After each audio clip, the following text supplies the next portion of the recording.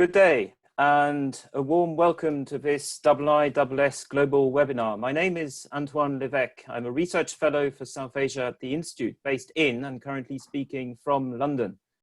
I'm delighted that so many of you, particularly officials, experts and journalists, are able to join us again today from not just the UK, but the US and South Asia also.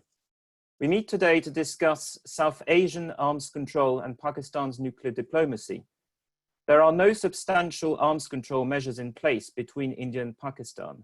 The nuclear-armed neighbors last held a bilateral diplomats-led dialogue on nuclear confidence-building measures in 2012.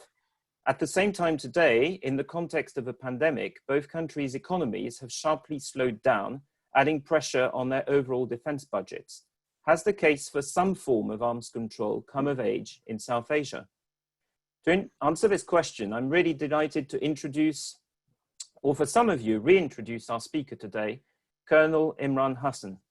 Colonel Hassan is the 5th IISS Visiting Research Fellow for South Asia Strategic Affairs.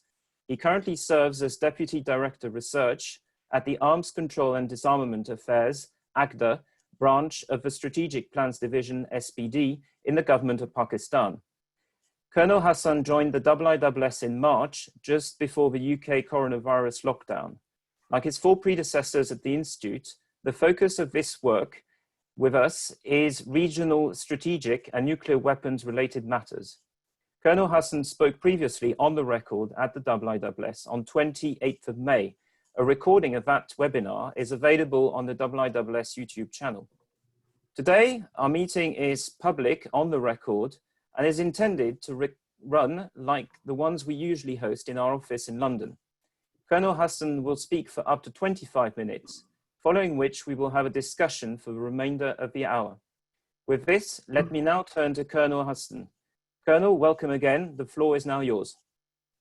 Thank you very much, Antoine, for a kind and generous introduction once again.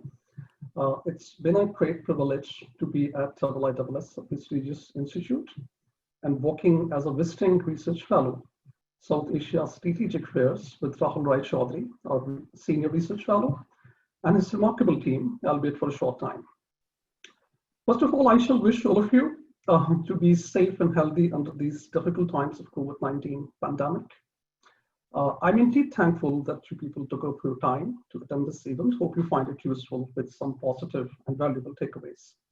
To make a mention that whatever I say is based on my personal assessment and may not necessarily reflect policy of Government of Pakistan. And let me make some initial propositions on Pakistan nuclear diplomacy and South Asian arms control before we begin discussion. Ladies and gentlemen, Pakistan diplomacy is inspired by our founding fathers' famous quote. Muhammad Ali Jinnah said, "We will be the most friendly to all nations. We stand for the peace of the world. We will make our contributions whatever we can. We want to live peacefully and maintain cordial and friendly relations with our immediate neighbors and with the world at large.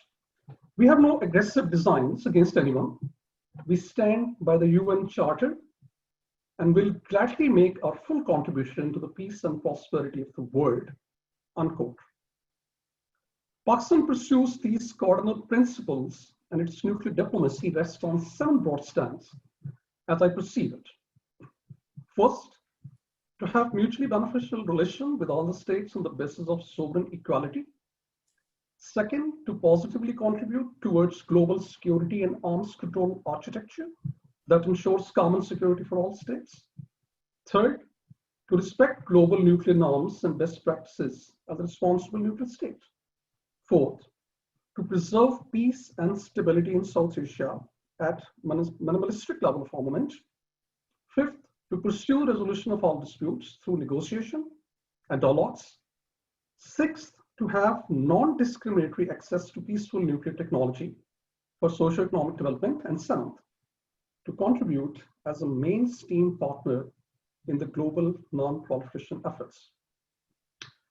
I see that Pakistan desires strategic stability in South Asia so that it can bring more focus on economic development and social well-being Pakistan cannot, however, remain oblivious to the evolving security dynamics generated in its immediate neighborhood. Pakistan is compelled to take appropriate measures for ensuring its security and to credibility deter all forms of aggression. It conducts, nevertheless, as defined by restraint, responsibility, avoidance of an armed race, but capability for credible deterrence at bare minimum level are imperative for its security calculus. Peace and stability in South Asia is hard to be contemplated without resolving territorial disputes, without agreeing on reciprocal measures for nuclear and missile restraint, and without instituting a balance between conventional forces. This can be achieved through a sustained process of dialogue and taking confidence-building measures. Pakistan's proposal of establishing a strategic restraint regime is tied towards achieving these objectives, but obviously takes two to tango. Pakistan remains open to examine arms control, non-proliferation, and disarmament measures. Those are equitable and result in equal and undiminished security for all. I believe it is unrealistic to aspire for an absolute security and unrestricted freedom of actions for oneself, while expecting others to compromise on their legitimate security concerns. The policies of certain international players based on exceptionalism only add to instabilities in South Asia at the cost of regional peace. I see strategic stability as a desired end result for durable peace, which inter alia is achieved through deterrence threat and building peace through arms control that is less risk-ridden as compared to deterrence. There are a few obvious things about arms control. State resort to arms control only when it serves to their mutual interest. Arms control cannot happen in vacuum and is seldom done unilaterally. It is usually done amongst rational actors. In the case of absence of dispute resolution mechanism, I believe arms control is the best substitute to build confidence, increase transparency, and avoid nuclear risk.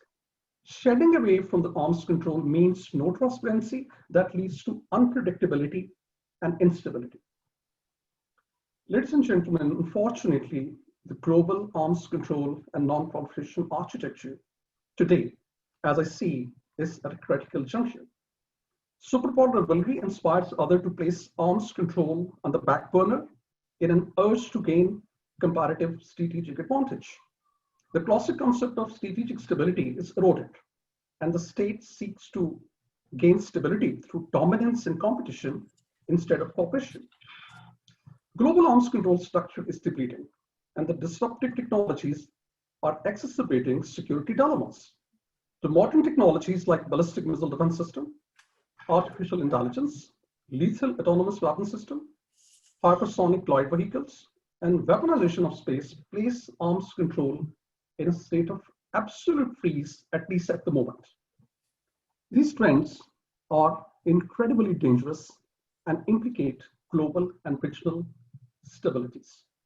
Increase in one's state's capability will inevitably inspire others to follow the suit.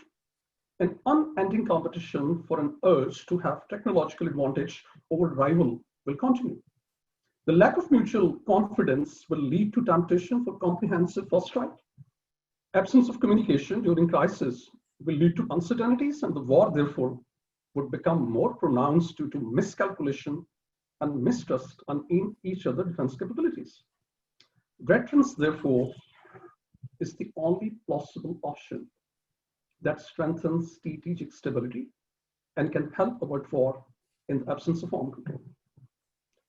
In South Asian contexts alike, there is no overarching or mutually agreed framework for strategic stability.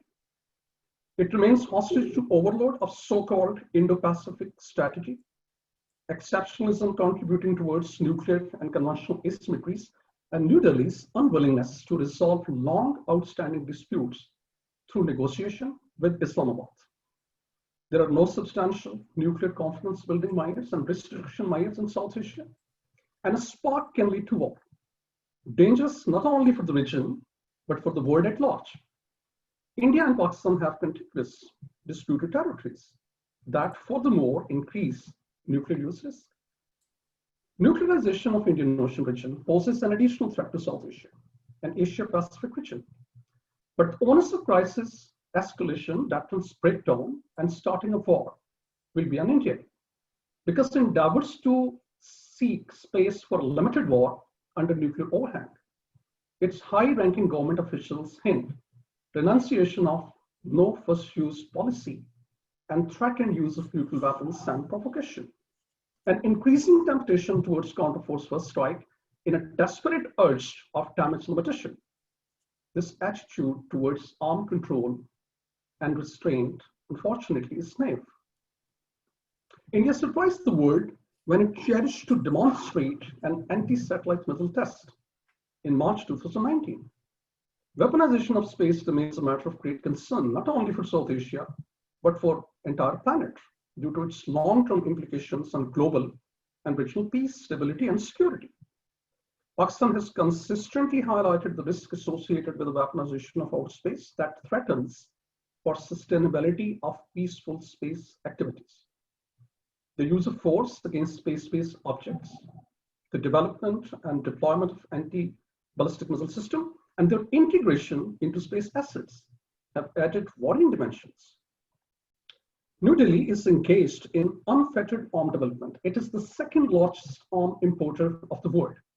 The extra-regional powers have opened vistas of opportunities for it to rapidly develop advanced technologies owing to policy based on exceptionalism and Western interest. On account of United States, it started from Indo-US nuclear deal in 2005, exception to NSG in 2008, Defense Technology and Trade Initiative in 2012, Logistic Exchange Memorandum Agreement in 2016, Communication Compatibility and Security Agreement in 2018, Industrial Security Annex in 2019, and Basic Exchange and Cooperation Agreement that is lined up in this year, 2020, to name a few.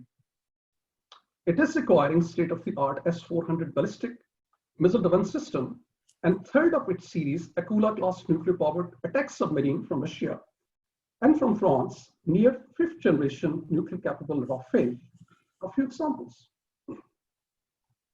With an expenditure over 71 billion in 2019 only, India has emerged as the third largest military spender in the world. As per reports, Indian expenditures grew by 6.8% from 2018. Over 30 years period between 1990 and 2019, India defense spending grew by 259%. It is developing a suite of disruptive technologies that includes variety of missile defense system. Apart from S-100, National Advanced Surface-to-Air Missile System 2, Barak 8, Parithui Air Defense and Area Defense System, ballistic missile submarine with ready-to-fire nuclear arsenals, intercontinental ballistic missiles with the ranges beyond 10,000 kilometers, development of thermonuclear and hypersonic weapons, and keeping huge stocks of unsafeguarded fissile material. All this runs contradictory and contrary to the declared policy of minimum deterrence and unwillingness towards armed control at the port of New Delhi. Policies of certain international players and discriminatory realism of global nuclear power through country-specific waiver is adding to regional instability in South Asia. These waivers have allowed India freeing up of its domestic uranium reservoirs for excessive use in strategic program and a buildup of weapon usable fissile material stockpiles. India at the moment is operating 8 nuclear reactors outside IAS safeguards. This conveniently allows country to divert entire range of domestically produced plutonium and highly enriched uranium for weapon development while fulfilling its non-military nuclear needs through NSG exception.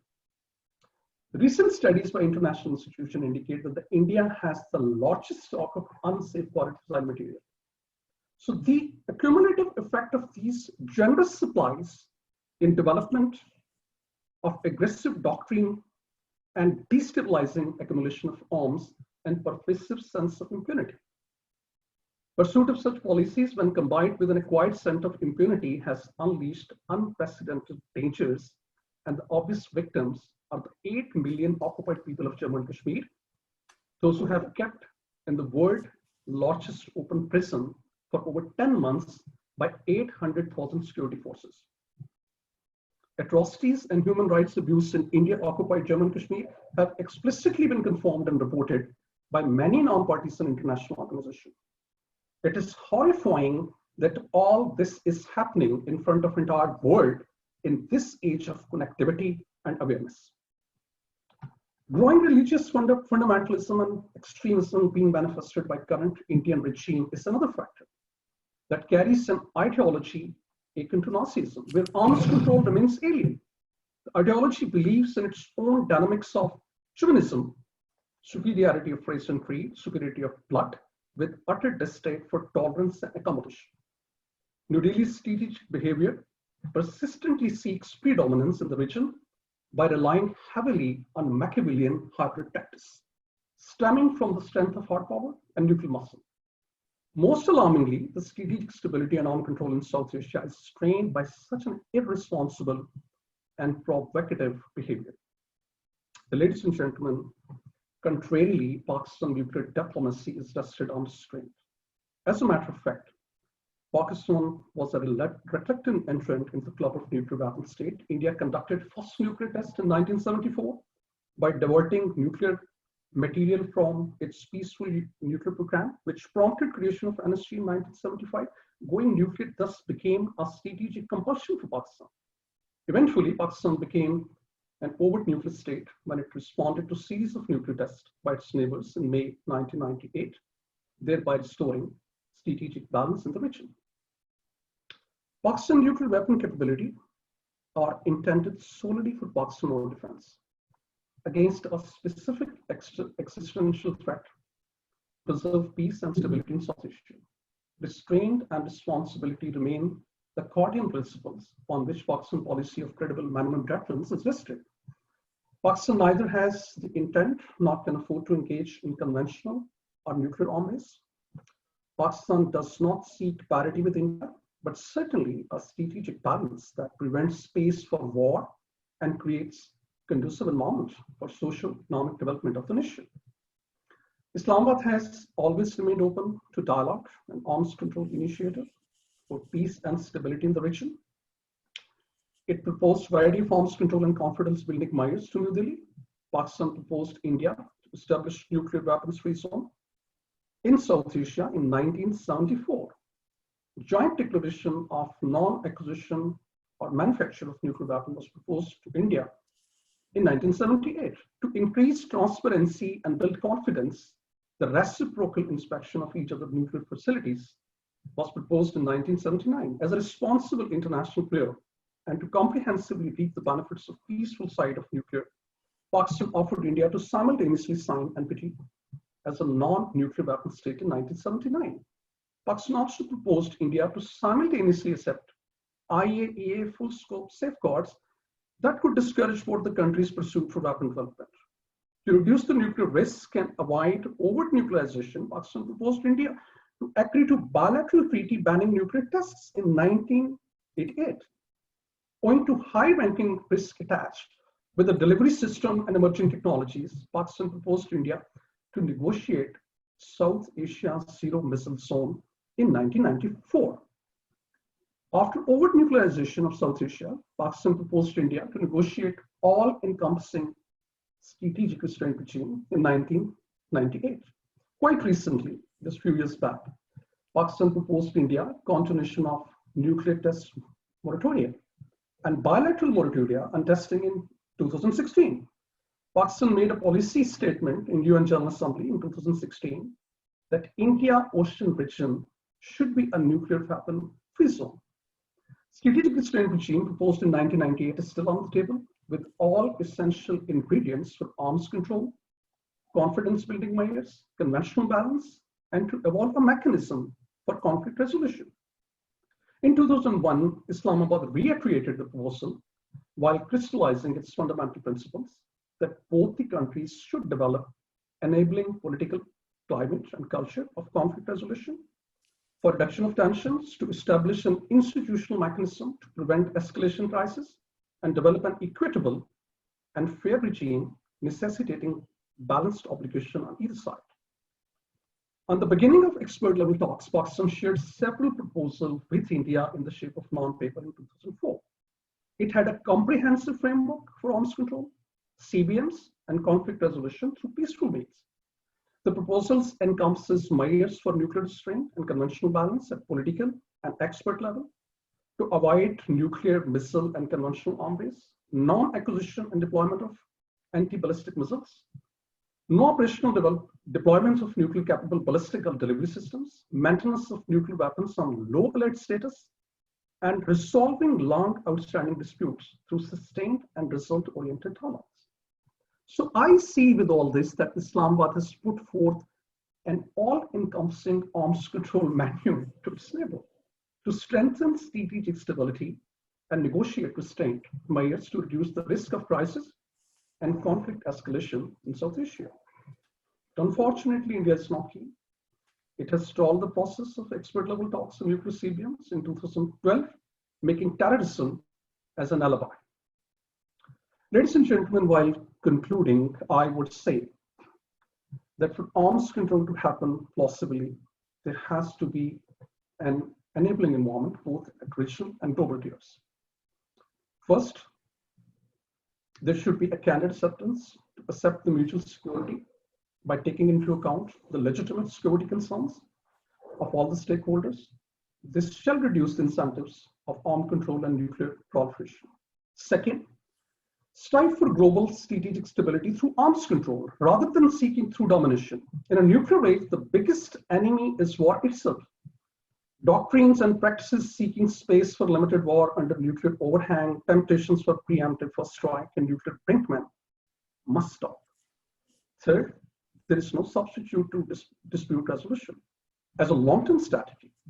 While nuclear risk reduction, crisis control, confidence building minds to help restore communication and bridge gap deficit among rival states, nevertheless, conflict resolution remains the key and only viable strategy for enduring peace and stability in South Asia.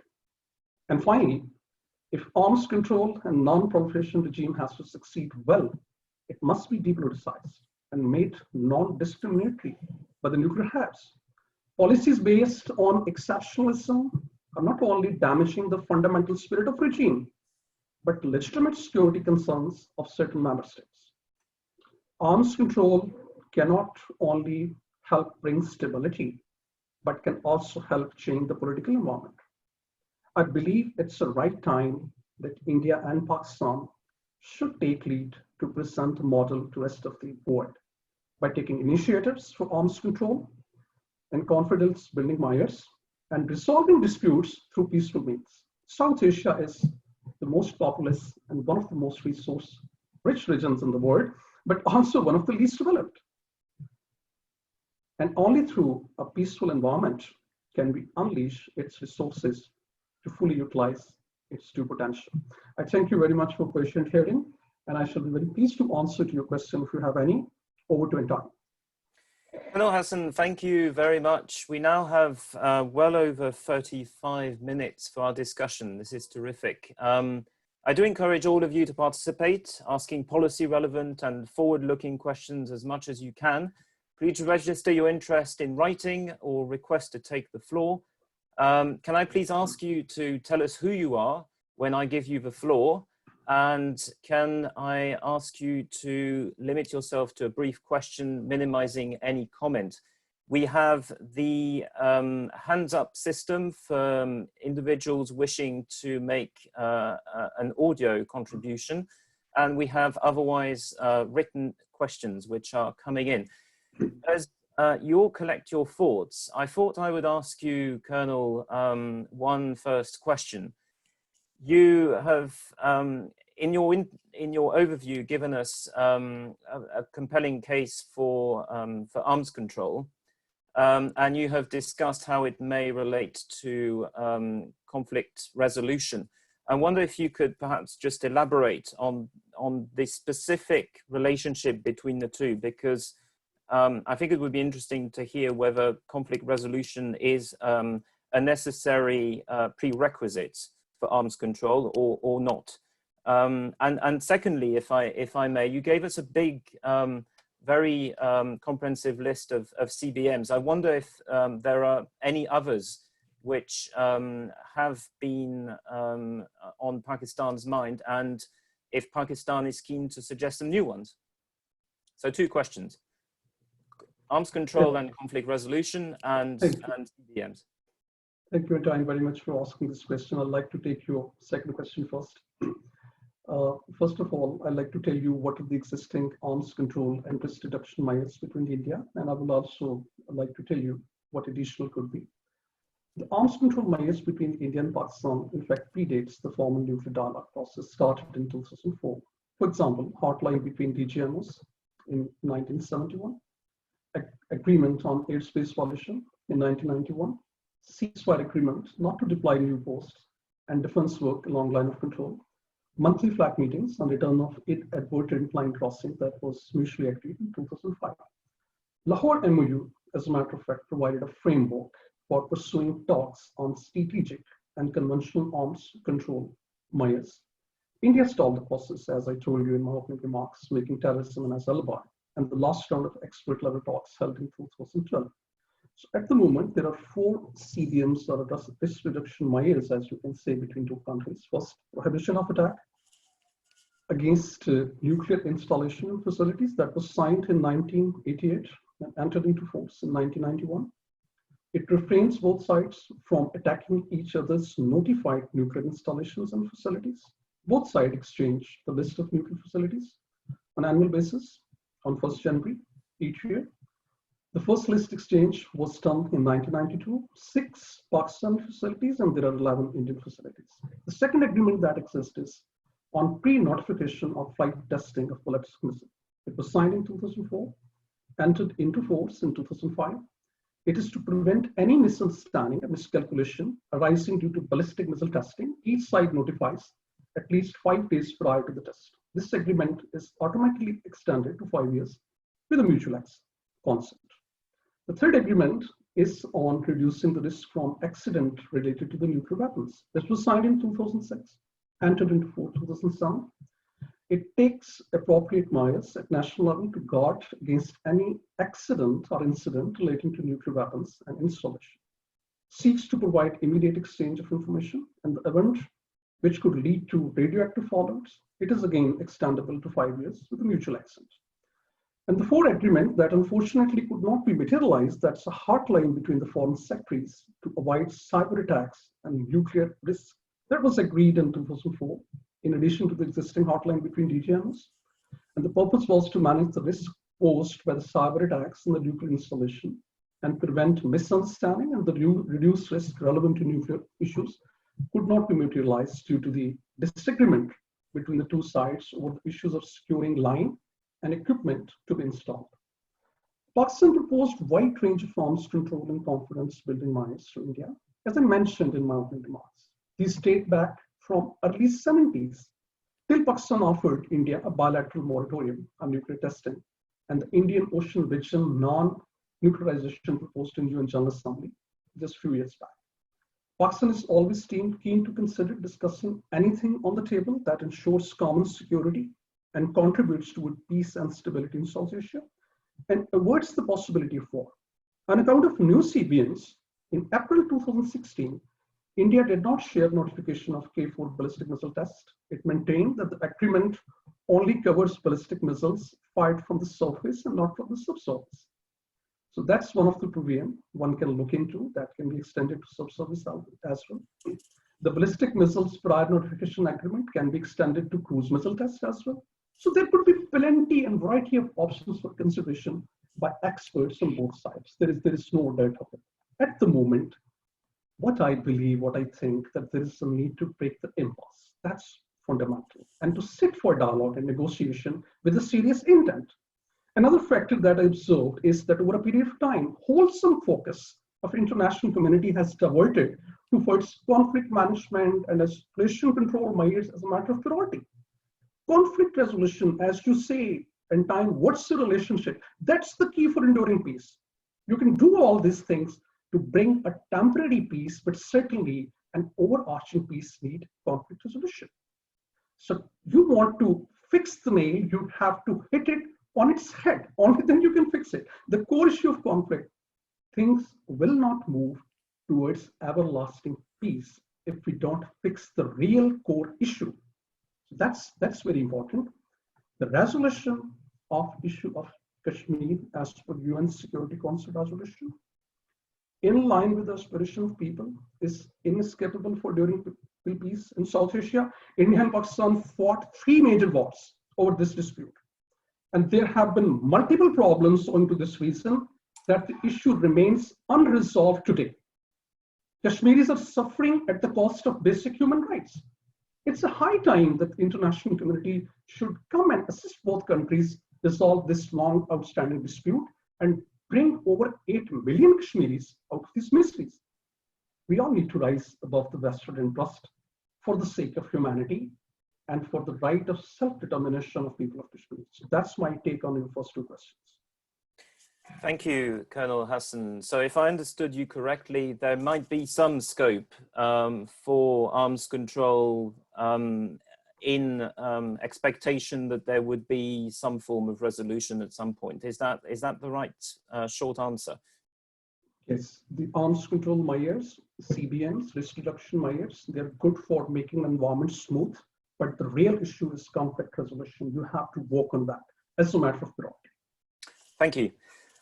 I would like to take 2 audio questions to start our participants off. I'd like to call on Nida Shahid from Pakistan first and Dr. Shalini Shola afterwards from India. Ms. Shahid.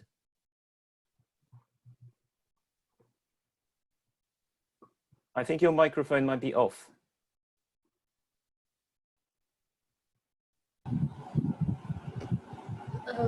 Hello, can you hear me? Hello. Yes, we can hear you. This is Anam Khan actually. Sure. Okay. Well, I'm from Qaid-e-Azam University, Islamabad, and also a research scholar from Strategic Vision Institute. My question to Colonel Imran is that what is his view on India's ambitions for limited war and the nuclear overhang, and how it affects arms control in the region, please? Thank you. Thank you. Thank you for this very crisp question. And we have another possible impediment to arms control, but we'll wait for your answer on this. I'd like to now call on Dr. Shalini Shola from India, from the Center for Air Powers Studies. Hi, good afternoon, and thank you for inviting me for this webinar. Am I audible? You are, yes. Okay. Okay. Thank you, Colonel Hassan. Thank you, Colonel, for that elaborate, take on what Pakistan feels about the arms control and the other issues, the whole lot of issues that you talk. One is obviously, it's not obviously very pleasing to hear that anything that India does, or for that matter doesn't do, becomes kind of a justification for Pakistan's nuclear weapon buildup. I mean, that's a different issue. But coming to your point about, which you repeatedly talk about, strategic restraint and responsibility, how do you think Pakistan's position of the first use doctrine and its position of repeatedly talking about nuclear threats or possibility of a nuclear war specifically in the last 10 months relates to this position of restraint and responsibility?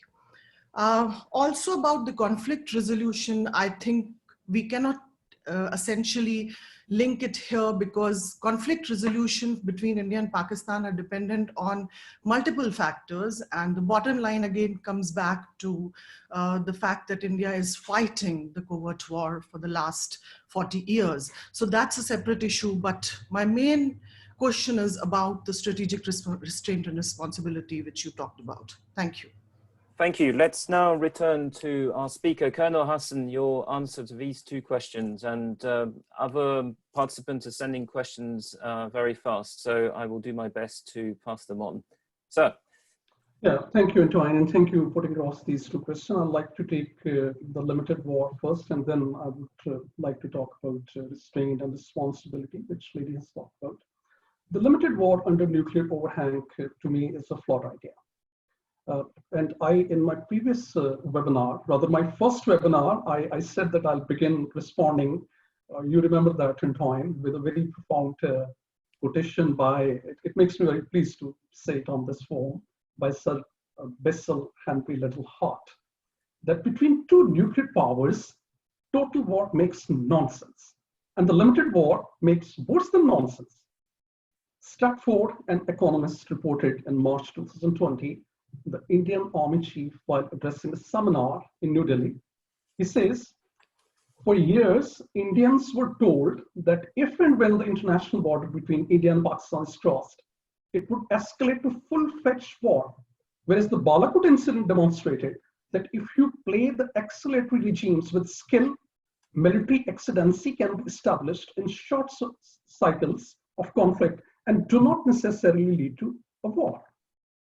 India Today in January 2017 reported in an interview of then Indian Army Chief, General Bipin Rawat, in which limited war doctrine was finally acknowledged after 15 years of denial, while giving out a rationale behind the disclosure that weaknesses can only be overcome if you accept the strategy. If you do not accept this strategy, then you will let your weakness to limit you. The report further explains that the policymakers and officials in India have deliberately downplayed Cold War because of the fear that such an acknowledgement will inspire Pakistan to really put its defense formation close to Indian border and developing low-yield nuclear weapons in response. So these are dangerous and risky strategies not expected from a responsible state with nuclear weapons capabilities. I'm not being pessimistic, frankly speaking, but who would know this paradigm better than Henry Kissinger himself, whom I was just reading, I think, couple of weeks back, and he makes an explicit point, and that needs attention, that the no war in nuclear age can be free of the specter of nuclear weapons, as choice between using conventional or nuclear weapons no longer rests with one side during a perceived limited war. So I believe there lies a big lessons for the one who is keen to pick these temptations, these strategies, very dangerous, very risky, and should not be persuaded. Coming over to the second question of restraint and responsibility, let me quote that the Pakistan is a very responsible state, and it desires peace, it desires strategic stability. It doesn't believe in branching the nuclear weapons the way India is doing it. And let me give you a specific empirical evidence from the Paloma Crisis, how it turned out to be. As a nuclear possessive weapon state, what one needs to act more wisely than ever before. The February 2009 incident reflected that had it not been to the restrained and responsible behavior at part of Pakistan, things would have gone out of control. India unfortunately didn't behave responsibly by taking a risk to breach international boundaries. And that's a very, just a year back incident. This attitude certainly is contradictory to any arms control spirit, responsibility, and restraint. As per Indian Navy, the nuclear ballistic missile submarine Arihant was used on patrolling, presumably to deter Pakistan, carrying ready to fire ballistic missiles K4 and K5. One wonders who commanded such a mission. Where is the responsibility? Where is the restraint? And let me also highlight that India is developing suite of nuclear capabilities, and high-ranking officials are making statements about preemptions and first use. So all this is inconsistent with responsibility. It's a time to be responsible and remember the Cordius lessons that there are no winners in nuclear war. The Bernard Brody said, and I would like to quote, that with the advent of nuclear weapons, now chief purpose of our strategy is to avoid war. Before it was to win a war. So I believe one needs to take into account all these fundamental quotation and very profound international scholars who have been commenting onto it. And there's no need to draw wrong conclusions. Pakistan desires peace. Pakistan desires strategic stability, and the long list of arms control menu, which I've just talked about in my opening remarks, that substantiate the assertion that Pakistan wants to live with peace. So that's my take on that. Colonel Hassan, thank you. I think in answering that first set of questions, you've addressed some of the questions which we've had come in writing. In your opening remarks, you talked about fissile material stocks, and you've just, for example, talked about the nuclearization of the Indian Ocean. And these, I think, have come in as questions suggesting that they might be impediments to arms control.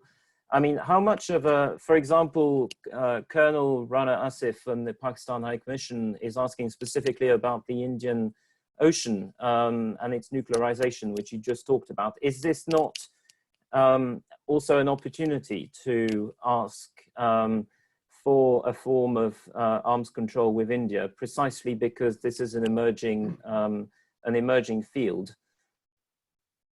Yeah, thank you, Antoine. The nuclearization of Indian Ocean is not only a matter of concern for India, ocean littoral states, but also for the international community as a whole. The introduction of nuclear weapons at sea by India, of course, has the potential to upset the fragile balance of Indian Ocean security. India has gone behind its ambition to create a minimum credible deterrence. There is an obvious dichotomy in India's declaratory nuclear posture vis-a-vis development and employment ambitions. The Pakistan advisor to Prime Minister Sartaj Aziz made a policy statement in UN General Assembly in 2016, proposing Indian Ocean as a nuclear-free zone. India didn't show any interest. The recent development indicates that this is the reason why India did not show the interest. According to Indian government resources, the INS Arihant that carries 12 Sagarika submarine launched ballistic missiles with a range of 750 kilometers, as well as versions of nuclear-capable Nirbhay cruise missiles, is implied post-Paloma Crisis carrying ready-to-fire nuclear warheads led to Pakistan. In November 2017, India launched the second nuclear submarine of its 4 planned Arihant-class nuclear submarines, Arigoth, that is expected to be commissioned in this year. And additionally, Indian Navy has begun construction on remaining 2 Arihant-class submarines, that is S3 and S4. So all these developments, they indicate towards what? Of course, Pakistan does not advocate it. And also let me highlight that the India and Russia signed a deal for the lease of another Akula-class nuclear attack submarine to India for 10 years. This new vessel called Chakra 3 will be delivered to Indian Navy by 2025. It will be the 3rd Russian nuclear attack submarine to be leased to the Indian Navy. So all these developments certainly oppose arms control, and the Indian Ocean region is one of the areas which is very sensitive. But what Pakistan options have, certainly you can propose your adversary, your neighbor, to come onto the table and do these actions. But certainly you can't clap with one hand. If somebody's not interested, you can't force it. So at the part of Pakistan, I think the duty is fulfilled. The ball lies in the court of India. Thank you. I'd like to now take a round of 4 questions. I will take 2 written questions and I will give the floor to 2 of our participants. The first question is in writing from our colleague from the IISS, Desmond Bowen, and I read, Colonel, it doesn't seem to appear in your presentation that you pay any heed to the fact that India's strategic rival is not Pakistan, but China. For that purpose, India needs long-range missiles. Pakistan has developed long-range missiles too, but for what deterrent aim? Any arms control would have to take into account the big strategic picture, i.e. China. This is my addition. So this is a question about China. The second question is from a participant from the United States. Is there a potential for Pakistan and India to discuss nuclear weapons without attempting to tie additional inflammatory subjects, such as Jammu and Kashmir, to that discussion? So this is about conceiving of arms control as a channel bypassing traditional subjects, which I think takes us back to the conflict resolution question I asked you earlier. And I would thirdly like to ask our two hands up participants to come in. The first person I'd like to call on is Shamsul Arifin. Hello, good afternoon. My name is Shamsul Arifin. I'm based in Birmingham, UK. I'm a chartered accountant. I have two. It appears that, hello, can you hear me? I'm sorry, you're really breaking up. Can you make this a very crisp question, please? I have two questions. Please, one. We have a range of four questions already. Well, my first question is, it appears that India seemed to have trouble with all its neighbors other than the Indian Ocean. Is this part of long-term Indian strategy of regional superpower, or is it the breakdown of their foreign policy? Sure, thank you. I'd like to fourthly and lastly call on a person identified to me as Huawei Y9 2019. Could you please tell us who you are and who you represent? Hello, hi, can you hear me? We can hear you. Can you please tell us who you are? Yes, my name is Imran and I'm from Pakistan. I'm actually a student of international relations. I have a question for Colonel Imran. My question to Colonel Imran is, what are the prospects of arms control between United States, Russia, and China? Having said all what you have said in your presentation, please. Thank you. Colonel Hassan, quite a menu of questions here, but over to you. We still have plenty of time, so do elaborate as much as you would like to. Yeah, thank you, Dan. It's just my private player, but of course, very keen and very interesting questions. I would like to take the first question. That's, I think, a very important question. That is the prospects of trilateral arms control between Pakistan, India, and China. So the arms control, as I said, with conflict resolution and strategic stability are the prerequisites for durable peace that I see it.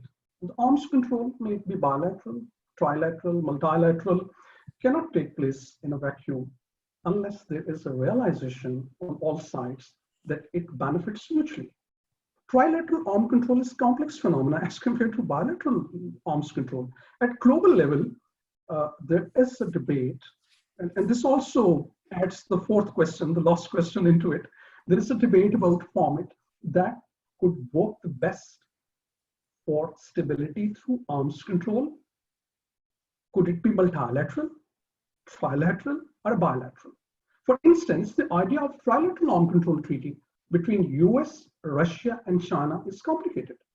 Lyndon Brooks, I was just reading yesterday, a former administrator of the US National Nuclear Security Authority, he argues that such proposal is advocated either those who have no understanding of these issues or those who know China would not agree, but the actual aim is to jeopardize US-Russia arms control process. Foucault, DG Disarmament of Arms Control, China Ministry of Foreign Affairs, said, "We urge the two nuclear superpowers to further reduce their nuclear weapons, both deployed and stockpile, so as to create conditions for other nuclear weapon states to participate in nuclear arms reduction negotiations." Russians view the things entirely differently, that since the NATO has moved quite close to its border, that Britain and France should also be incorporated into a trilateral arms control mechanism. So it's a complex scheme. In South Asian context, India contemplates adding China in a trilateral arms control framework, and the China owes reservation to America factors. And America certainly would link it to Russia, and the chain goes on without finding a consensus at the cost of global and regional stability. The Pakistan has taken a lead and proposed multiple options for arms control to India, and a comprehensive strategic restraint regime that still lies on the table, as I discussed in detail in my opening remarks, but it obviously depends on willingness, how to move forward, or keep delaying it on various pretexts. Let me also add that I'm just going through a few days back a study by a very interesting study by Brookings Institute titled as Strategic Chain Linking Pakistan, India, China, and United States to promote strategic stability and reducing incentive for arms built-up between these four states as part of their arms control and non-proliferation series in 2017. The study is available online. You can just see it. But nothing, unfortunately, practically moved on. Therefore, the prospects of such an arms control are low at the best. To me, any idea on arms control that brings stability and reduces unpredictability is worth considering, but by no means had it stops India and Pakistan initiating a bilateral arms control or confidence building measures. My take is that India makes China factor as an excuse for huge defense built up and not to pursue arms control with Pakistan. During my last webinar, I talked on this question in a detail. If somebody is interested, you can just go through it.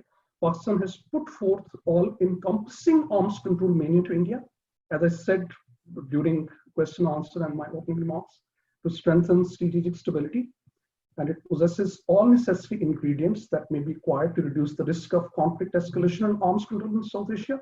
But certainly, it takes a tango to go on.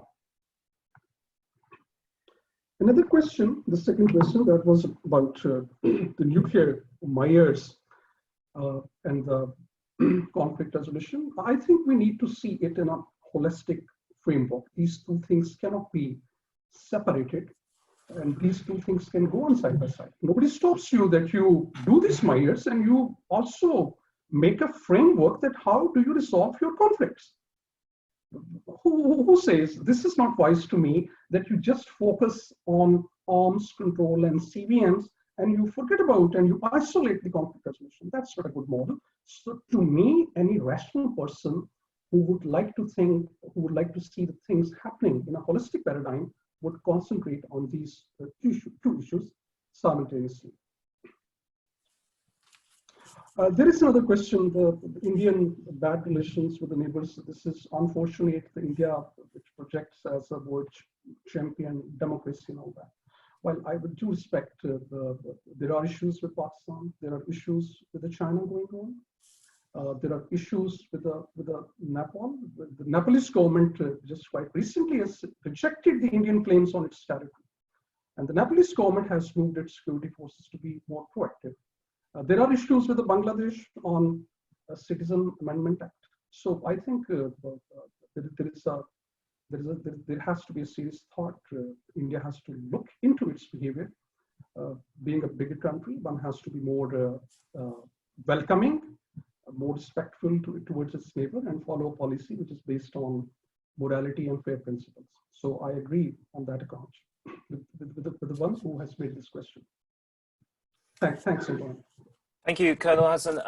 I think the question about arms control in China was really about why is Pakistan not taking account of that separate, discrete dyad in South Asia, and is not discounting that as part of Indian behavior. In other words, is this a separate set of considerations which Pakistan can really afford to ignore in that sense? You know, the China being what you called an excuse is one thing, but it's considering that there are specific dangers and possibly risk reduction measures which might be needed specifically between India and Pakistan. Could you say something more about this? Yeah, I have told you in time that at part of Pakistan has given a complete mandate to India. If India is interested for any initiative, it's welcome. India should come on the board and give the proposals. And the Pakistan, in my reckoning, Pakistan would be pleased to consider that. At part of Pakistan, I have given you my detailed responses what Pakistan has done, and the Pakistan would be welcome to arms control, CBMs, and enduring peace, anything which adds to strategic stability, security, common security of the state, Pakistan will be certainly willing to consider that. Excellent. I'd like to take two questions in one, and I'll end with my own question. We're about 5 minutes to the end of our time.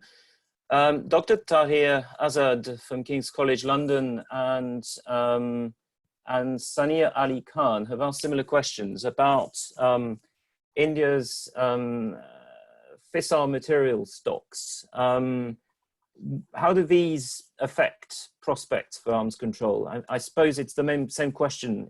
Are they a hindrance or are they a catalyst for arms control? But on fissile material, because this question is coming up time and again, so I would like to make a detailed comments on it. India operates the world's largest unsafeguarded nuclear program among all NPT states. At the moment, as I said, it's operating 8 nuclear reactors out of IAEA safeguards. This conveniently allows countries to divert entire range of domestically produced plutonium and highly enriched uranium for weapons development while fulfilling its non-military and energy and peaceful needs through NSC exemptions. Hans Christensen's study 2018, based on international panel on fissile material estimates, indicates that India can produce 150 to 200 nuclear weapons. The study, however, does not adequately take into account the unsafeguarded stocks of fissile material. Mr. Shah and Mr. Khurshid's study, published by Bulletin of Atomic Sciences 2018, estimates that India has a potential to produce 1,044 nuclear warheads, 0.55 to 2.9 tons highly enriched uranium, 2.4 tons weapon-grade plutonium, and 0.30 tons of reactor-grade plutonium that can make 914 plutonium-based and 130 uranium-based nuclear weapons. Dr. Ahmed's study, published by Balfour Center, Harvard University in 2017, estimates that India has a potential to produce more than 2,000 nuclear weapons, as 11 to 14 tons of unseparated reactor-grade plutonium is not taken into account, which is not under IAEA safeguards. So this exposes dichotomy and double standards of various international players. The NSG, which was formulated and the backdrop of Indian nuclear explosion of 1975, has eventually given it an exception in NSG Cartel. To me, this is a very interesting case study for a separate research project if somebody is interested to resume it. So that's my detailed take on this Indian unsafeguarded stocks of fissile material. Certainly, all these developments that do not contribute to restraint, arms control, and all these things. These are things which increase competitions and which are not good for stability and peace in the region. Thank you, Colonel Hassan. We have 2 minutes or 1 minute and a half left. I'd like to ask you a final question, and it's a forward-looking one. You etched out for us the prospect that Pakistan may have an interest in notification of sea-launched ballistic missiles and cruise missiles as a confidence-building measure. What sort of channels are required for this to take place in the real world we live in? Is a back channel the right thing to do, or would Pakistan consider doing this unilaterally, for example? Yeah, let me tell you in time, in arms control, as I said earlier, it's only possible when it complements your mutual interests. There is nothing unilateral in arms control. The question which you have posed has to be seen holistically. At states level, there could be different channels. There could be backdoor channels. There could be admissions channels. One channel is my channel from a think tank forum. I'm giving you my opinions. But certainly, when you have to conclude a formal agreement, it has to be a formal diplomatic channels. And as I said earlier, in 2012, the 7th round of expert level talks was stalled by India on a pretext of terrorism. And on terrorism pretext, I have, if you recall, in my last seminar, I have given a very detailed answer, making Paloma episode as a case study that what's the factual of this terrorism, this fundamental issue. So, of course, the formal arms control measure, the government level people have to be engaged into it. And it certainly needs your political will. You need to have a political will of restraint and responsibility and having friendly and cordial relations towards your neighbor. So this is a political will. If you have aggressive strategies, if you believe in nuclear brandishing, if you believe in aggressive design, then certainly these things will not work. I'm not being pessimistic. I just want that the things should move on. But in time, one needs to understand that things do not move single-handedly, unilaterally. Every state, every nation has its own security concerns, and things only move on when things mutually complement your national security interests. So Pakistan is there for peace, for stability, and having good relations with all its neighbors, and we look forward for positive gestures. Thank you. Thank you. I can't help but ask you a very, very final question, which someone submitted in writing. You talked about the will and political will. Can the United States be one country which can build a degree of incentives which creates that political will, do you think? Yeah, of course. The international players, they're very important, of course. Why not? As I said in my opening remarks, that, for example, there is a long outstanding issue of Kashmir. If the India and Pakistan, they are unable to resolve it, they had wars since last 70 years. Why not? Why not the international players, they jump in? They help both the countries to resolve this issue. The Prime Minister of Pakistan last year, when he met with the US President, he suggested this thing. And very kindly, the US President said that they will do that. So likewise, the UK is there, being a former colonial power. They're the one who made partition of subcontinent between India and Pakistan. They have a moral obligation, and it will be real player if they step in and they help both countries. The international forums are there. The UN General Assembly, Security Council, all these forums are meant for peace and resolving the issues between countries. The Kashmir issue is an internationally recognized disputed territory. I totally agree with you. If different important big powers step in, I think it will be a very welcome step. Colonel Hassan, thank you. I'm afraid this is all the time we have. We are already over time. My apologies go to the participants whose questions were not addressed, but I think we did very well. We had a good menu of questions.